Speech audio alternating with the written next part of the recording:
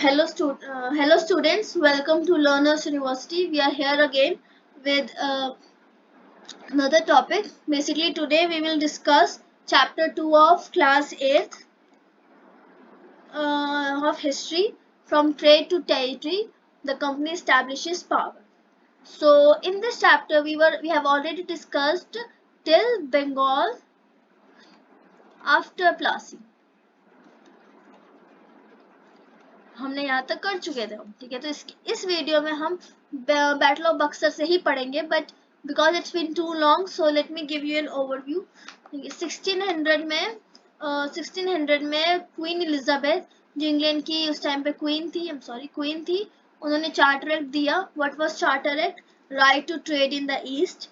तो Britishers were looking at the new lands to buy goods at the cheap rate and sell it back to Europe at high price. अब यहाँ पे Europe इकलौती country नहीं थी, but before that Europe से पहले भी बहुत सारी कंट्रीज, यहाँ पे पोर्टुगल है, फ्रांस है। सबसे ज्यादा प्रॉब्लम जो ब्रिटेन को आई है वो फ्रांस से आई थी। इनफैक्ट फ्रांस के साथ 20 ईयर्स तक इनकी डिप्लोमेटिक वॉर्स, कार्नेटिक वॉर्स कहते हैं उसको, वो चली थी। और बेसिकली क्या करते थे कि अगर फ्रांस की शिप, ये था सी रूट, ठीक है, यहाँ से थोड़ा सा यहाँ कर दो, कहीं भी यहाँ पे इंडिया में ऐसे रुकते थे, तो ये सी रूट था। यहाँ पे या तो ये बैरिकेड लगा देंगे, किसी भी तरीके से they destroyed the ships in of another country in between. तो ऐसी वॉर चली थी 20 ईयर्स तक, जिसे हम कार्नेटिक वॉर्स कहते थे। तो ये कंपटीशन था। अच्छा, इंडिया में सबसे ज्यादा अच्छी क्वालिटी का कॉटन मिलता था और सिल्क मिलती थी। हाँ, पेपर और स्पाइसेस इंडिया के बहुत फेमस थे ऑफ कोर्स। तो वैसे तो सबसे पहले वास्को ड गामा आए थे, पोर्टुगीज एक्सप्लोरर आए थे इंडिया में। तो वो 1498 से, तब से ट्रेडिंग शुरू हो गया था। बट ब्रिटिशर्स बहुत क्लेवर थे, सो दे remove their rivals. So they eliminate their rival competitors very quickly, very smoothly of course. तो यहाँ से औरंगजेब ने यहाँ पे इनको फरमान दे दिया था कि अच्छा, सबसे पहले रिवर हुगली पे आए थे 1651 में। ये मैंने फोटो बना रखी थी, पिछली वीडियो में मैं पढ़ा चुकी हूँ। अगर आपने पहली वीडियोस नहीं देखी है तो आप प्लेलिस्ट में जा सकते हैं। सोशल साइंस के चैप्टर 8 की प्लेलिस्ट है, it would be very helpful for you. Anyways, तो औरंगजेब ने इनको देखो, करप्शन वगैरह तो चल ही रही थी, तो यहाँ पे लिखा हुआ है deprived Mughal officials, that's a very common thing. But actually में इसके बाद क्या हुआ था कि 1696 के आसपास औरंगजेब ने इनको फरमान दे दिया था कि आप ड्यूटी फ्री कर सकते हैं। फरमान क्या था? Basically a right to trade duty free का क्या मतलब है? उनको कोई टैक्स देने की जरूरत नहीं है। बट यहाँ पे एक पॉइंट है, ये सिर्फ गवर्नमेंट कंपनीज को था। यानी कि अगर ईस्ट इंडिया कंपनी है वो ब्रिटेन की, तो सिर्फ गवर्नमेंट कंपनी को था ड्यूटी फ्री टैक्स करने की अलाउंस, जिसको उसको टैक्स कस्टम ड्यूटी वगैरह नहीं भरनी बंगाल के नवाब्स को। ये सिर्फ गवर्नमेंट कंपनीज को था अलाउड। प्राइवेट कंपनीज जो ब्रिटेन से आ रही थी उनको नहीं अलाउड था। They have to pay duty to the Bengal, जहाँ पे भी वो कर रहे हैं, ट्रेड कर रहे हैं। तो यहाँ पे ये औरंगजेब ने फरमान तो इशू कर दिया, बट प्रॉब्लम ये थी कि ये ड्यूटी फ्री नहीं है। जो प्राइवेट कंपनीज है, प्राइवेट ट्रेड ऑनर्स है, ट्रेडर्स हैं, they refuse to pay duty. So this led to the enormous loss in the revenue of Bengal. इससे क्या होता है? प्रॉब्लम, कॉन्फ्लिक्ट्स बढ़ने शुरू हो जाते हैं और एक दूसरे के बीच में लड़ाइयाँ पड़ जाती है, कॉन्फ्लिक्ट्स आ जाते हैं। और after the death of Aurangzeb, Bengal nawabs asserted their power and autonomy। तो सबसे पहले तो मुर्शिद कुली खान था, फोटोग्राफ होनी चाहिए आई थिंक। मुर्शिद कुली खान के बाद अलावर्दी खान था, तो अलीवर्दी खान, और इसके बाद हमारे ये आते हैं सिराजुद्दौला। तो during battle of Plassey Sirajuddaula ही थे राजा, नवाब ऑफ बंगाल। तो ये सब लिखा है, तो एक्सप्लेन कर चुकी हूँ। तो basically conflicts led to battle of Plassey. तो बैटल ऑफ जैसे अलीवर्दी खान 1756 में मरे, 1757 में बैटल ऑफ प्लासी हुई थी, ठीक है, क्योंकि सिराजुद्दौला नवाब बने। उसके बाद 1757 तक इन्होंने नेगोशिएशंस करने की कोशिश करी, बट वो ज़्यादा ये फोटोग्राफ्स है, कह रही ना फोटोज है, तो ये मुर्शिद कुली खान है, ये हमारे अली वर्दी खान है, ये सिराजुद्दौला। तो इस सिराजुद्दौला नवाब जब बने थे तो नेगोशिएशंस फेल्ड हो गई, एंड बीच में ये भी हुआ था कि जो सिराजुद्दौला ने they march with 30,000 soldiers to the English factories at Cossimbazar, captured company officials and blockade English, blockade यानी कि स्टॉप्ड, ठीक है। Then march to Calcutta to establish control the over the company's force, company ने फोर्टिफिकेशन कर दी थी, fort basically soldiers वगैरह रख लिए थे और अपने किले बना लिए थे स्ट्रॉन्ग, एंड उसके आसपास सोल्जर्स थे उनके फॉर देयर प्रोटेक्शन। तो इससे कंपनी का रिएक्शन, इस ये जो किया था नवाब सिराजुद्दौला ने, इससे कंपनी बहुत ज़्यादा गुस्से में थी, they were furious. So on hearing the news of fall of Calcutta, company officials send forces under the command of, उस टाइम पे रॉबर्ट क्लाइव थे, जो देखिए 1725 से 1774 तक रहे थे ये, उस टाइम पे रॉबर्ट क्लाइव थे, उन्होंने नेवल मतलब नेवी के थ्रू हराया। तो during the time of battle of Plassey Robert Clive थे, ध्यान रखना। तो इन 1757 जून 23 ईस्ट इंडिया कंपनी और रॉबर्ट क्लाइव, जो मतलब ईस्ट इंडिया कंपनी और सिराजुद्दौला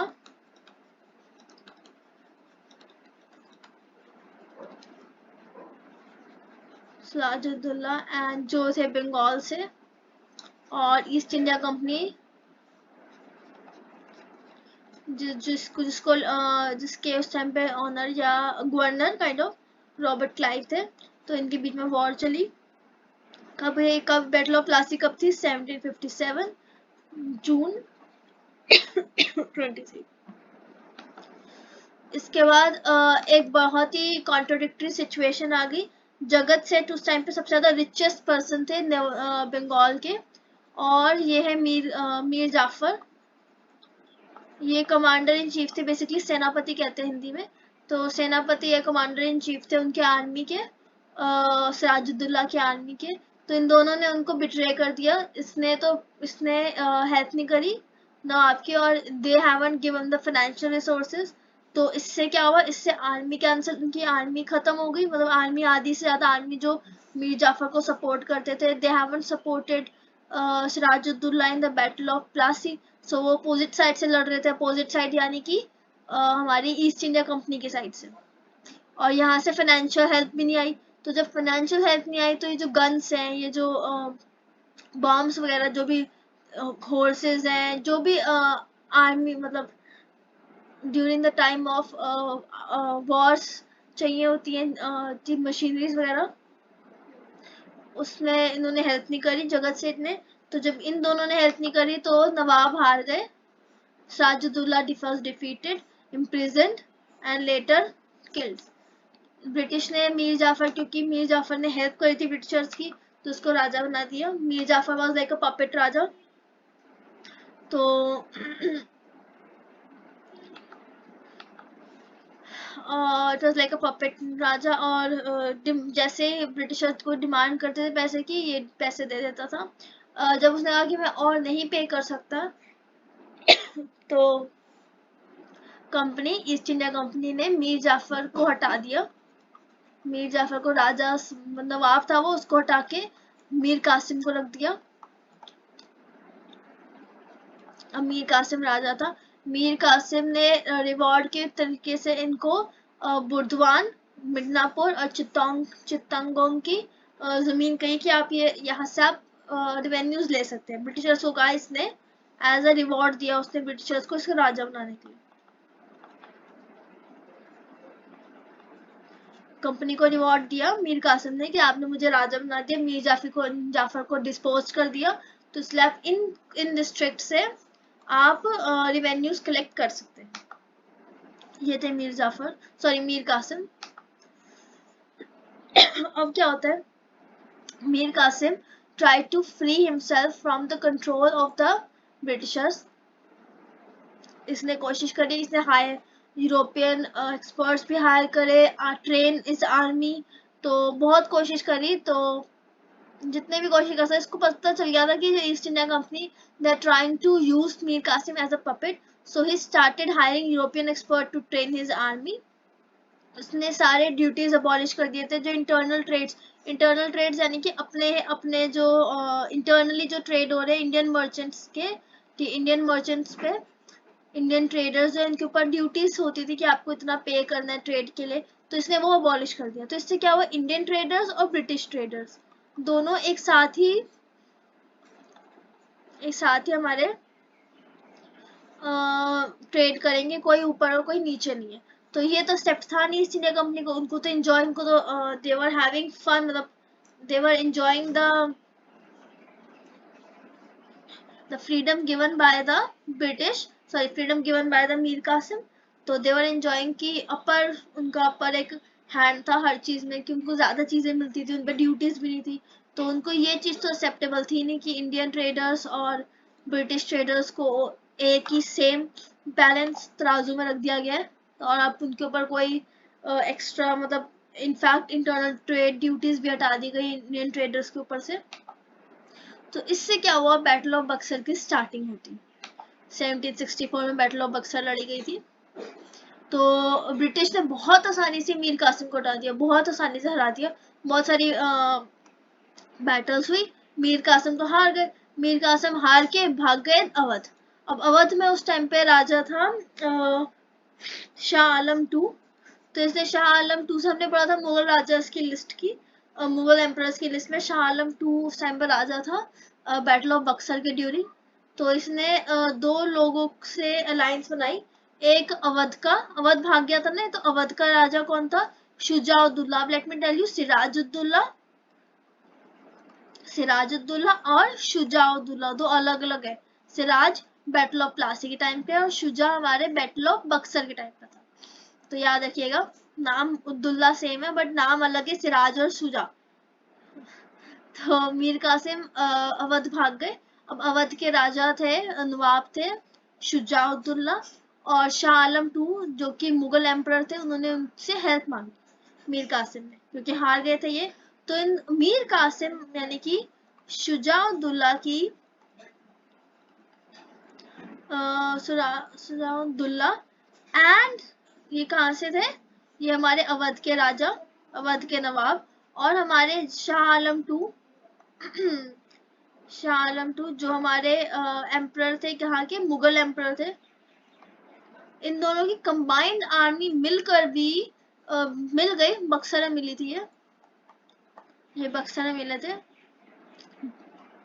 बक्सर जगह का नाम है, बक्सर में मिले थे 22 अक्टूबर को 1764।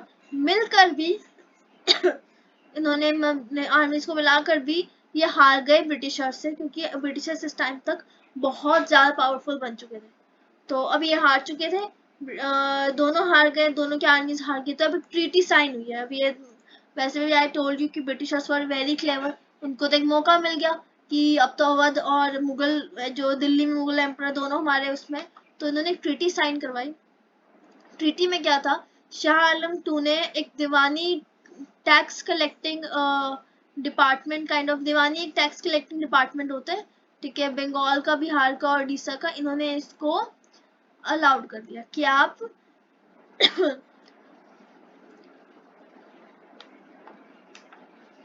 अब ये ग्रांट कर दिया कंपनी को कि टैक्स कलेक्टिंग डिपार्टमेंट में आप कर सकते हो, ठीक है, आपको अलाउड है, ठीक है। दूसरा, शुजाउद्दौला, ये तो चलो कंपनी, इसने शाह आलम ने दीवानी राइट दिया कि टैक्स कलेक्टिंग डिपार्टमेंट में इसका जो वो होगा, ब्रिटिशर्स अब पार्टिसिपेट कर सकते हैं।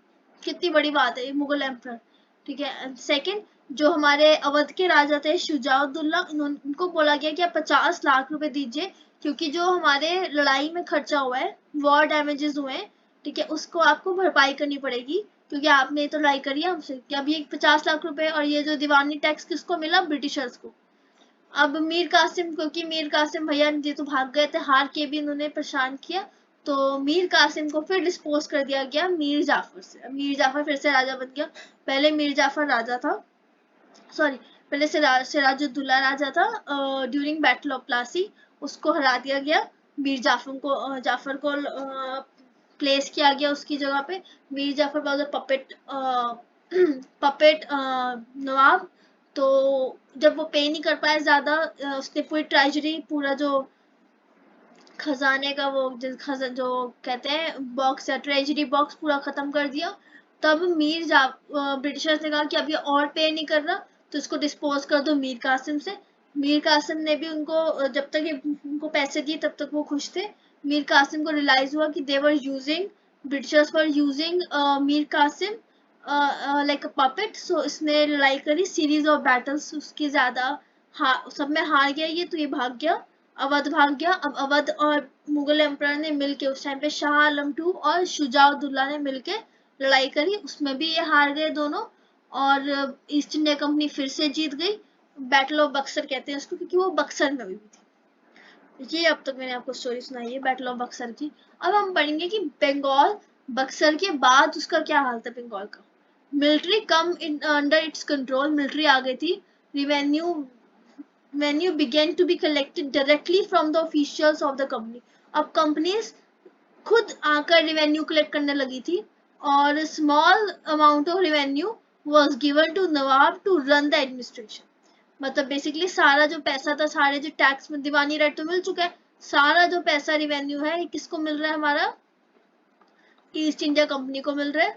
अब जो ईस्ट इंडिया कंपनी है उसको ज्यादा पैसे मिल रहे हैं। अब जो जो बेसिकली जो राजा थे या नवाब थे उसको उनको बहुत स्मॉल अमाउंट पे रिवेन्यू मिलता था कि जस्ट वो एडमिनिस्ट्रेशन चला ले। अब इस सिचुएशन को ना इस तरीके से देखो कि ब्रिटिश के पास दो है, हमारे पास दो लोग हैं, ब्रिटिशर्स हैं और नवाब से।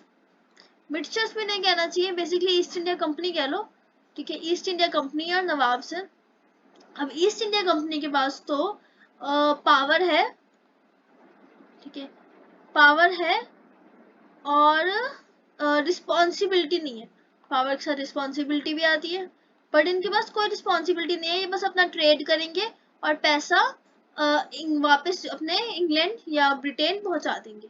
लेकिन नवाब जो है इनके पास पावर तो नहीं है, हार चुके हैं ये, लेकिन रिस्पॉन्सिबिलिटी पूरे उनके राज्य की, पूरे प्रजा की, जो उनको मतलब पूरा जो एडमिनिस्ट्रेशन की रिस्पॉन्सिबिलिटी है वो सारी इनके पास है। तो यहाँ पे एक कॉन्ट्राडिक्टरी सिचुएशन आती है कि ब्रिटिशर्स के पास रिस्पॉन्सिबिलिटी तो नहीं है, पावर सारी है, और नवाब के पास पावर नहीं थी, रिस्पॉन्सिबिलिटी थी।